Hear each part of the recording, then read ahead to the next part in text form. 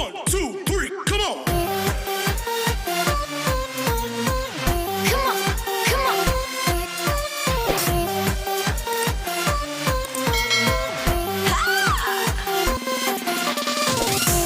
Assalamualaikum warahmatullahi wabarakatuh. Apa kabar teman-teman? Saya harap teman-teman selalu dalam keadaan sehat dan penuh semangat untuk belajar ya. Sebelumnya saya ingin menyampaikan selamat bagi teman-teman yang mendapatkan undangan untuk mengikuti Pretest PPG tahun 2022. Selamat belajar, selamat berjuang kembali. Baiklah, pada video ini kita akan membedah soal-soal yang sering keluar pada Pretest PPG ya teman-teman, khususnya pada tes kompetensi akademik. Sebelumnya saya akan menyampaikan kisi-kisi materi yang perlu teman-teman pelajari untuk menghadapi Pretest PPG pada tahun ini ya. Yang pertama yaitu subtes potensi akademik atau TPA ya teman-teman biasa menyebutnya. Untuk TPA ini kompetensi yang akan diujikan yaitu kompetensi verbal ini yang berkaitan dengan subkompetensi hubungan kata, analitis dan juga logis. Kompetensi yang kedua yaitu numerik berhubungan dengan deret dan juga aritmatika. Yang ketiga, figural berhubungan dengan hubungan bentuk dan juga serial. Yang keempat, verbal berhubungan dengan hubungan kata. Untuk indikatornya nanti teman-teman bisa baca dan pahami sendiri ya. Selanjutnya yaitu subtes pedagogik. Nah, kompetensinya yaitu merencanakan pembelajaran. Yang kedua, melaksanakan pembelajaran. Dan yang ketiga, menilai dan mengevaluasi pembelajaran.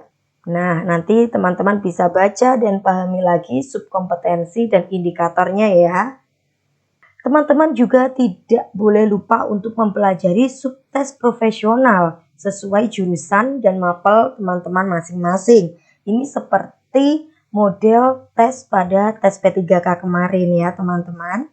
Oke, itu tadi kisi-kisi yang akan kita pelajari pada video kali ini. Sebelum menuju ke soal yang pertama, saya akan memberikan tips mengerjakan soal tes potensi akademik.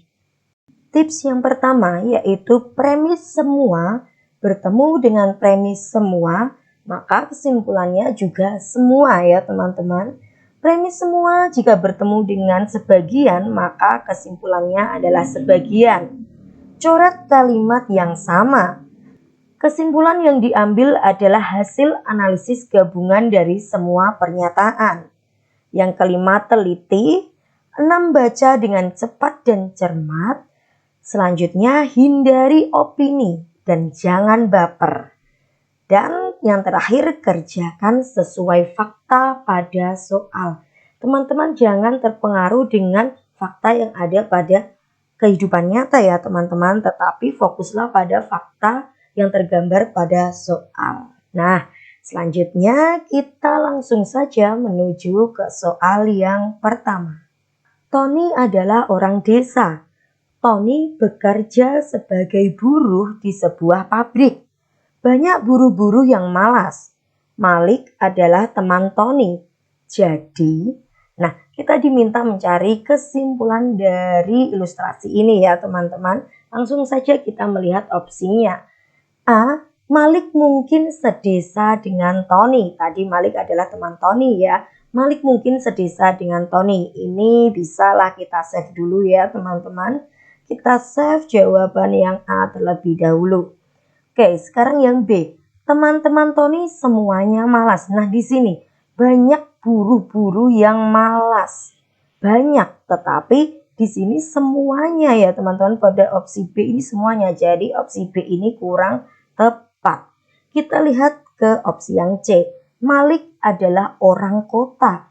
Malik adalah orang kota. Ini jelas tidak berdasar ya pernyataan ini. Kita abaikan pernyataan yang C, opsi yang C. Sekarang kita menuju opsi D. Malik itu malas. Tidak ada yang menyatakan seperti itu ya teman-teman. Ini juga kurang tepat. Lalu opsi E. Tony itu malas. Tony itu malas, ini juga tidak mendasar ya, tidak mendasar pada ilustrasinya. Jadi jawaban yang tepat adalah jawaban yang A. Malik mungkin sedesa dengan Tony. Bisa dipahami ya? Oke, kita menuju soal berikutnya. Semua orang tua menyayangi anaknya. Sebagian guru menyayangi anaknya. Jadi, untuk dua pernyataan ini ada yang dapat kita sederhanakan di sini ya teman-teman. Semua orang tua menyayangi anaknya. Nah, di sini ada ungkapan menyayangi anaknya. Di sini juga sebagian guru menyayangi anaknya, ya kan? Sama-sama menyayangi anaknya. Nah, kita lihat semua di sini ada kata semua dan di sini sebagian. Semua jika bertemu dengan sebagian berarti jawabannya adalah sebagian. Jadi ini yang semua kita coret terlebih dahulu. Nah, ini semua ini kita abaikan. Kita lihat, kita fokus saja pada A dan B. A, kita lihat sebagian orang tua menyayangi anaknya. Padahal di sini semua orang tua menyayangi anaknya, berarti ini kurang tepat. Lalu kita lihat yang B. Sebagian guru adalah orang tua. Sebagian guru menyayangi anaknya. Padahal semua orang tua menyayangi anaknya. Jadi jawaban yang tepat adalah jawaban yang B ya teman-teman. Masih mudah ya? Oke, kita menuju soal yang ketiga. Semua yang memabukkan adalah haram. Alkohol adalah minuman yang memabukkan. Nah, di sini ada kata yang sama lagi ya teman-teman, memabukkan. Nah, di sini semua yang memabukkan haram. Alkohol adalah minuman yang memabukkan. Jadi, apa jawaban yang tepat di sini sudah terlihat ya teman-teman. Jawaban yang tepat adalah alkohol itu haram. Karena alkohol ini memabukkan, padahal semua yang memabukkan ini adalah haram. Masih mudah ya. Selanjutnya kita menuju ke soal nomor 4. Semua kendaraan berbahan bakar bensin. Tak sebuah motor pun berbahan bakar bensin. Jadi, tak sebuah motor pun. Di sini ada kata tak sebuah motor pun berarti sebagian. Artinya semua bertemu dengan sebagian berarti nanti isinya bukan semua ya teman-teman. Kita coret dulu semua yang ada kata semuanya ini. Nah, opsi B dan E ini pasti jelas keliru ya. Untuk A kita lihat. Kendaraan berbahan bakar bensin adalah motor. Kendaraan berbahan bensin adalah motor. Padahal tak sebuah motor pun berbahan bakar bensin ya teman-teman. Jadi ini jelas keliru. Untuk A, B ini keliru. C kita lihat. Motor adalah kendaraan berbahan bakar bensin. Motor, padahal ini tak sebuah motor pun, jelas ini juga kurang tepat. Lalu kita lihat yang D. Tak sebuah motor pun adalah kendaraan berbahan bakar bensin. Jadi jawabannya yang tepat adalah D. Bisa dipahami ya? Next kita menuju soal nomor 5. Semua burung bernapas dengan paru-paru. Semua merpati adalah burung. Nah, ini ada kata semua burung. Di sini juga burung ada di belakang. Nah, ini bisa kita coret teman-teman. Depan dan belakang ya syaratnya. Nah, ini berarti setelah kita coret tersisa semua merpati bernapas dengan paru-paru. Karena merpati ini termasuk burung. Ini ada kata semua di sini.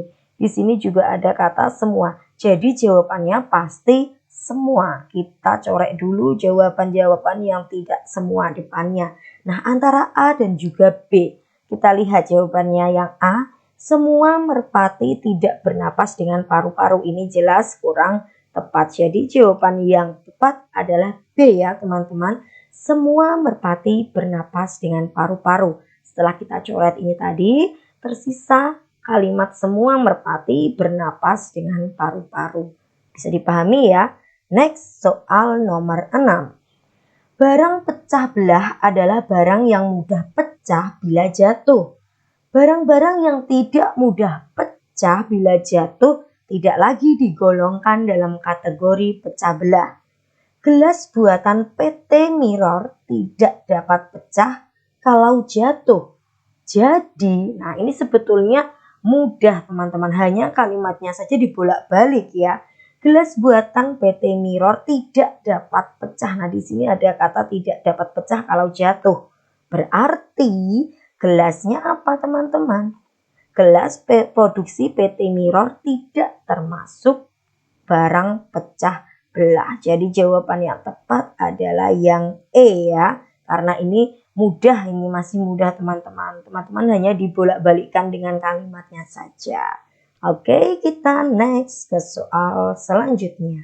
Pohon anggur dapat berbuah dengan baik jika dirawat dan disiram. Cindra punya kebun anggur di halaman belakang rumah. Cindra selalu menyiram dan merawat kebun anggur tersebut. Nah, kata kuncinya terdapat di sini nih ya teman-teman, selalu merawat ini. Nah, ini selalu menyiram dan merawat. Di sini yang kalimat pertama kita lihat. Pohon anggur dapat berbuah dengan baik jika dirawat dan disiram. Nah, Cindra selalu menyiram dan merawat kebun anggurnya. Berarti pohon anggurnya dapat berbuah dengan baik. Jawaban yang tepat yaitu C. Untuk opsi A, B, D, dan E ini kurang tepat ya teman-teman. Next, kita menuju soal nomor 8. Setiap mahasiswi berprestasi pasti terkenal di kampusnya. Setiap mahasiswi yang aktif dalam pembelajaran pasti berprestasi. Sebagian mahasiswi MIPA terkenal di kampusnya. Nah, kesimpulannya apa ini teman-teman? Kesimpulan yang tepat yaitu mahasiswi MIPA yang aktif dalam pembelajaran pasti terkenal di kampusnya. Kita bahas terlebih dahulu ya. Kita bisa coret beberapa pernyataan yang sama di awal dan yang di akhir. Jangan yang sama-sama di awal ya. Nah, di sini ada kata setiap mahasiswi berprestasi. Nah, di sini juga setiap mahasiswi yang aktif dalam belajar pasti berprestasi. Di sini ada sama-sama di awal dan di akhir. Kita coret saja. Nah, sehingga menyisakan kalimat yang ini, yang sebelah sini dulu ya. Setiap mahasiswi yang aktif dalam pembelajaran pasti terkenal di kampusnya. Nah, sekarang kalimat yang selanjutnya. Sebagian mahasiswi MIPA terkenal di kampusnya. Nah, padahal tadi setiap mahasiswi yang aktif, ya kan, aktif dalam pembelajaran pasti terkenal. Nah, sebagian mahasiswi MIPA yang terkenal di kampusnya, ini berarti mahasiswi yang aktif, ya kan teman-teman. Jadi, mahasiswi MIPA yang aktif dalam pembelajaran pasti dia akan terkenal di kampusnya. Opsi A, B, C, dan D ini kurang tepat. Jadi opsi yang tepat adalah opsi yang E ya teman-teman. Next, soal nomor 9. Semua HP ada fasilitas SMS. Sebagian HP ada fasilitas internet. Nah, hati-hati teman-teman, di sini ada kata semua dan juga kata sebagian. Berarti jawabannya sebagian. Kita lihat yang semua ini A jelas salah ya. Yang B sebagian bisa kita lihat, yang C ini kurang tepat dan yang E juga kurang tepat. Kita fokuskan saja pada opsi yang B dan juga D ya teman-teman. Semua HP ada fasilitas SMS. Sebagian HP ada fasilitas internet. Berarti jawabannya sebagian HP ada fasilitas SMS dan internet. Untuk opsi yang B, sebagian HP ada fasilitas internet namun tidak ada fasilitas SMS. Ini jelas keliru ya. Karena semua HP ini ada fasilitas SMS. Untuk yang B ini kurang tepat. Jadi jawaban yang tepat adalah jawaban yang D. Mudah ya teman-teman untuk soal nomor 9 ini. Kita lanjut ke soal nomor 10. Tanaman yang bijinya berkeping dua memiliki akar tunggang. Semua tumbuhan palem memiliki akar serabut. Tanaman Z adalah tanaman yang bijinya berkeping dua. Nah, kita lihat di sini teman-teman. Bijinya berkeping dua. Berarti tanaman Z ini memiliki akar tunggang karena ini bijinya berkeping 2. Semua tumbuhan palem memiliki akar serabut. Berarti si tanaman Z ini bukan merupakan tumbuhan palem ya teman-teman karena akarnya tunggang. Jadi jawaban yang tepat adalah E. Tanaman Z bukan tumbuhan palem. Ini adalah opsi yang tepat. Bisa dipahami ya. Next, soal nomor 11. Jika Tini suka alpukat, maka Dewi suka tomat. Mereka adalah saudara. Dan Dewi tidak suka tomat, namun dia suka alpukat. Jadi kesimpulannya bagaimana ini teman-teman? Coba kita analisis lebih dalam lagi ya. Teman-teman tidak perlu bingung. Kok ini dibolak-balik seperti ini, tidak usah bingung. Kata kunci terletak di sini. Dewi tidak suka tomat, namun dia suka alpukat. Padahal pada pernyataan pertama, Dewi ini suka tomat. Kalau ini sudah diberitahu kenyataannya dia tidak suka tomat, berarti di sini ada kata tidak, ya kan? Tidak suka. Nah, kalau di sini ada tidak suka, padahal di sini kan pertamanya suka, berarti si Tini pun tidak suka, ya kan? Tidak suka dengan alpukat. Nah, jadi jawaban yang tepat apa? B ya teman-teman. Tini tidak suka alpukat karena ini di sini sudah disebutkan. Dewi pada kenyataannya, Dewi tidak suka tomat, namun dia menyukai alpukat. Sedangkan pada kenyataannya berarti Tini tidak suka alpukat. Ya kan teman-teman? Nah, entah apa yang disukai Tini, namun si Dewi ini pada kenyataannya tidak menyukai tomat, melainkan sukanya alpukat. Jadi ini juga kebalikannya, yaitu Tini tidak suka alpukat. Jawaban yang tepat berarti yang B ya teman-teman.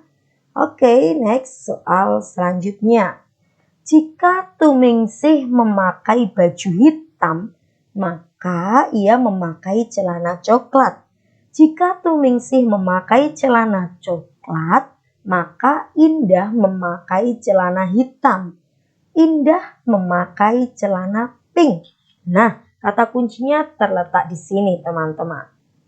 Indah memakai celana pink. Kita telisik dari kalimat yang terakhir hingga menuju kalimat yang pertama ya. Indah memakai celana pink. Kalau Indah memakai celana pink, berarti Tumingsih ini tidak memakai celana coklat. Tumingsih ini memakai celana coklat saat Indah memakai celana hitam. Nah, berarti Tumingsih memakai celana bukan celana yang berwarna coklat. Sekarang kita lihat, jika Tumingsih memakai baju hitam, maka ia memakai celana coklat. Padahal tadi kita ketahui faktanya Tumingsih tidak menggunakan celana coklat. Berarti simpulannya Tumingsih tidak menggunakan atau tidak memakai baju hitam. Jawaban yang tepat adalah yang C ya teman-teman. Tumingsih tidak memakai baju hitam. Nah, kalau teman-teman mendapati soal semacam ini, teman-teman analisis dari akhirnya dulu ini, kalimat yang terakhir dulu. Baru maju hingga kalimat yang pertama. Bisa dipahami ya? Next, soal selanjutnya. Semua pohon di kebun Pak Soleh berdaun hijau. Semua anak Pak Soleh suka menanam pohon. Susi membawa tangkai pohon berdaun kuning. Nah, tangkai pohon yang dibawa Susi ini berdaun kuning. Berarti simpulannya apa teman-teman? Kita telisik lagi ya. Daunnya kuning, mana yang berhubungan dengan daun di sini kalimatnya. Nah ini, semua pohon di kebun Pak Soleh berdaun hijau. Semuanya. Padahal Susi membawa tangkai pohon berdaun kuning. Berarti simpulannya tangkai pohon yang dibawa Susi ini bukan dari kebun Pak Soleh karena tangkai pohonnya berwarna kuning. Jawaban yang tepat adalah jawaban yang C ya teman-teman. Next soal 14. Semua insinyur sipil pandai matematika. Susanto bukan insinyur sipil. Nah, kita analisis jawabannya. A. Susanto bukan seorang sarjana. Apakah di sini disebutkan ada kata-kata sarjana? Ini tidak ada ya, ini jadi kurang tepat. Yang B. Susanto adalah sarjana sastra. Padahal di sini tidak ada disebutkan dia berkuliah di jurusan sastra. Ini jelas tidak berdasar. Yang C. Susanto tidak pandai dalam matematika. Di sini ada pernyataan Susanto bukan insinyur sipil. Semua insinyur sipil pandai matematika. Tetapi walaupun Susanto ini bukan insinyur sipil, belum tentu dia tidak pandai matematika, ya kan? Nah, jadi ini kurang tepat. Bisa saja Susanto ini walaupun dia bukan insinyur sipil, dia juga pandai matematika kan? Nah, itu. Susanto tidak menyukai matematika. Nah, ini juga kurang tepat. Jadi jawaban yang tepat untuk soal nomor 14 ini yaitu tidak ada kesimpulan yang tepat ya teman-teman. Hati-hati di sini teman-teman. Walaupun ini bukan insinyur sipil. Di sini semua insinyur sipil pandai matematika. Ini walaupun Susanto ini bukan insinyur, bukan berarti dia tidak pandai matematika. Hati-hati ya. Ini adalah pertanyaan menjebak. Walaupun Susanto bukan insinyur sipil, bisa jadi dia juga pandai matematika. Oke, dipahami lagi ya. Next, soal nomor 15. Jika Ruli meminum obat, maka dia sembuh. Jika Ruli sembuh, maka dia akan berangkat ke sekolah. Ternyata Ruli tidak berangkat sekolah. Berarti, nah ada beberapa pernyataan di sini teman-teman. Bisa kita coret ya. Bagi teman-teman yang masih bertanya-tanya, masih bingung, kok bisa dicoret itu yang mana? Oke, kita ingatkan kembali ya. Saya akan ingatkan kembali rumusnya. Nah, di sini ada kata, jika Ruli minum obat, maka dia sembuh. Nah, jika Ruli minum obat ini kita umpamakan P ya teman-teman. P maka dia akan sembuh. P maka Q. Lalu kalimat yang kedua, jika Ruli sembuh. Nah, ini di sini kan sudah ada. Ruli sembuh tadi dia apa berarti Q kan? Nah, ini Q maka dia akan berangkat ke sekolah. Nah, ini beda lagi R. Berangkat ke sekolah ini R. Nah, P maka Q maka R. Di sini bisa kita coret Q-nya. Nah, jadi dapat kita sederhanakan menjadi P maka R. Jika Ruli minum obat, maka dia akan berangkat ke sekolah. Ternyata Ruli tidak berangkat ke sekolah. Berarti A. Ruli tidak meminum obat dan tidak sembuh. Ini bisa jadi ya teman-teman. B.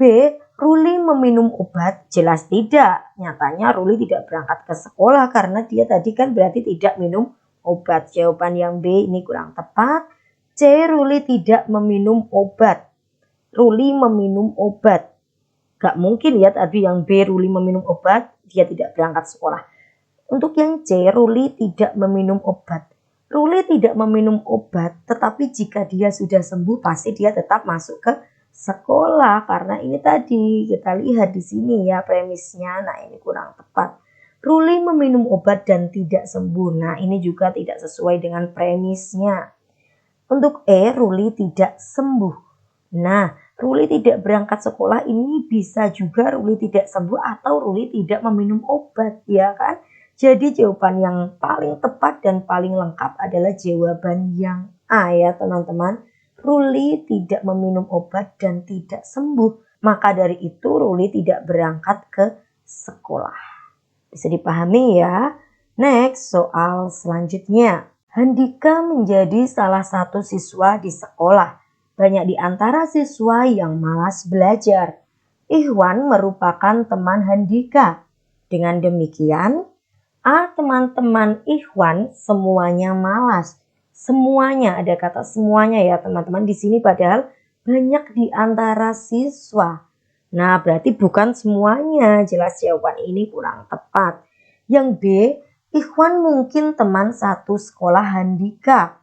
Kita lihat, Ikhwan merupakan teman Handika. Bisa jadi Ikhwan juga satu sekolah ya dengan Handika. Lalu yang C, Handika itu malas. Nah ini juga pernyataan yang tidak mendasar karena ini hanya disebutkan banyak di antara siswa yang malas belajar. Ikhwan itu malas ini juga tidak mendasar.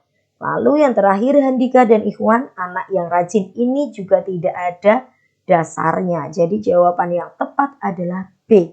Ikhwan mungkin teman satu sekolah Handika. Bisa dipahami ya? Next, soal nomor 17.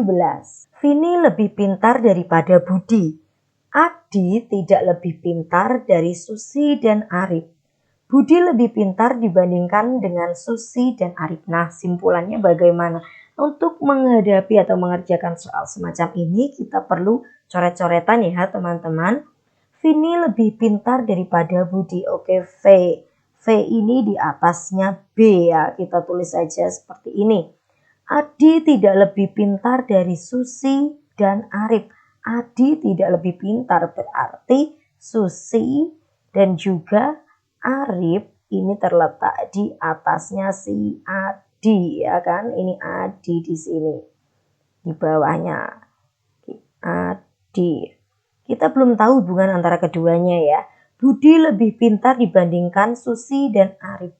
Budi lebih pintar dibandingkan Susi berarti dia terletak di atasnya. Berarti setelah itu ini ya di sini. Ini di sini adinya. Nah, berarti kita dapatkan Vini, Budi, Susi, dan Arif, lalu baru Adi. Kita cari dari opsi A sampai E yang tepat berdasarkan coretan kita ini tadi. A, Adi adalah siswa paling pintar. Adi, dia terletak di paling bawah, berarti ini kurang tepat. Vini paling pintar di antara mereka. Vini, nah ini bisa kita save dulu ya jawabannya. Susi dan Arif memiliki tingkat kepintaran yang sama. Nah, untuk opsi yang C ini kita belum tahu ya. Susi dan juga Arif ini apakah dia kepintarannya sama atau bagaimana karena tidak ada pembandingnya. Jadi ini belum bisa kita anggap betul karena ini di sini ilustrasinya mereka selalu bersama nilainya.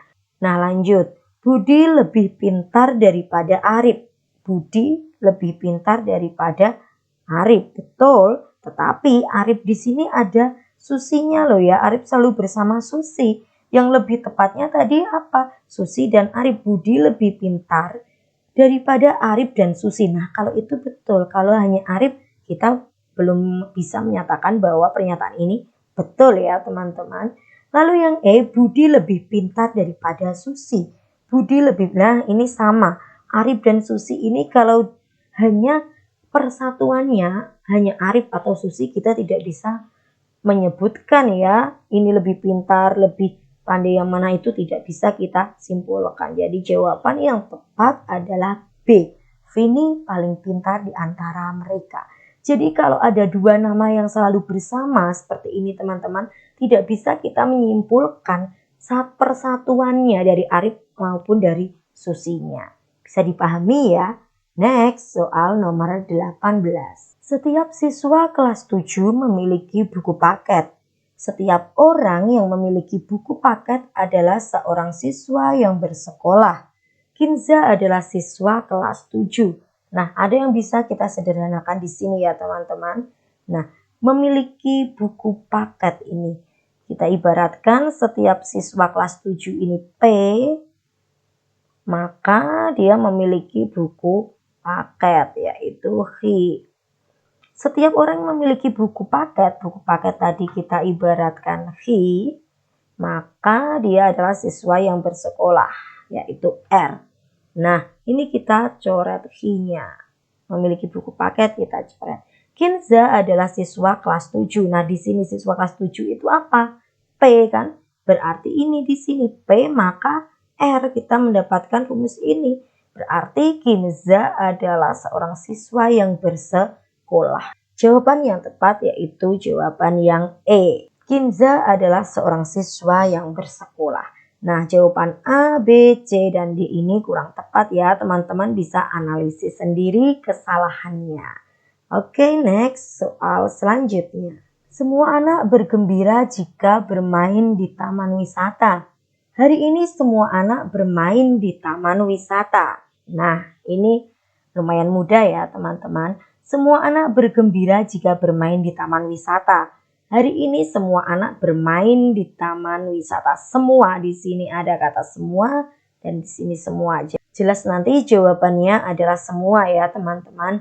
Nah, semua anak bermain di taman wisata berarti semua anak bergembira. Ini jawabannya, semua anak bergembira. Kita lihat dari opsi A sampai opsi E.